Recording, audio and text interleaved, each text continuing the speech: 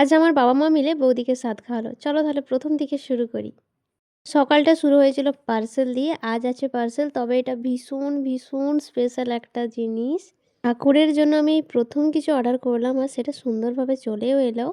সকালবেলা আমরা এখানে সরস্বতী পুজোর প্যান্ডেল নিয়ে কাজকর্ম করছিলাম। তার মাঝেই চলে এলো মায়ের জন্য অর্ডার দেওয়া শাড়ি। জীবনে ১ম বার ঠাকুরের জন্য কিছু অর্ডার করেছিলাম।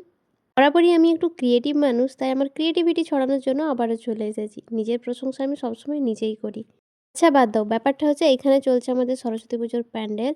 তারই মাঝে চলে এসেছে মায়ের জন্য আনা শাড়ি। শাড়িটা তোমাদেরকে আমি অবশ্যই দেখাবো, এই ব্লগে না, পরের ব্লগে। কথায় দুর্দান্ত একটা শাড়ি, তাও আবার অনেক কম দামের মধ্যে। সেটা জানতে হলে তোমাদেরকে তো আমার পরের ব্লগ দেখতেই হবে। এদিকে দুপুরবেলা আজ ছিল বৌদির নেমন্তন্ন। আগের ব্লগেও তোমাদের বলেছিলাম যে আজকে আমার বাবা-মা বৌদিকে সাধ খাওয়াবে। মেনু একদম সিম্পল আর একদম কম করা হয়েছিল। তার কারণ বৌদির দিকে দেখলেই তোমরা বুঝতে পারবে ওর শরীর খুবই খারাপ।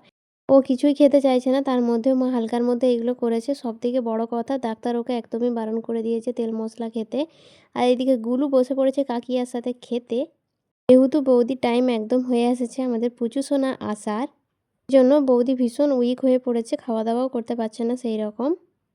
এই টাইমটাতে কোনো রকম আমরা রিস্ক নিতেই চাই না, একটু আধটু খাওয়ার জন্য যদি শরীর খারাপ হয়ে যায়।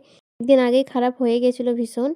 তো এই শাড়িটা কালকে বৌদির জন্য নিয়ে এসেছিলাম, আজকে বৌদিকে পরিয়ে দিয়েছি। কেমন লাগছে অবশ্যই বলো। আমার তো বেশ ভালো লাগছে, মিষ্টি একটা কালার, তবে হালকা হালকা লাইট কালার এসে গেছে, এতটাও লাইট না। এখন বৌদিকে কয়েকটা ছবি ভিডিও তুলে দেবো, সেই জন্যই নিয়ে আসছি। এখন ওর হাঁটাচলা করতেও ভীষণই কষ্ট হচ্ছে, একদমই সামনে চলে এসেছে সময়, হাতে গোনা মাত্র কয়েকটা দিন।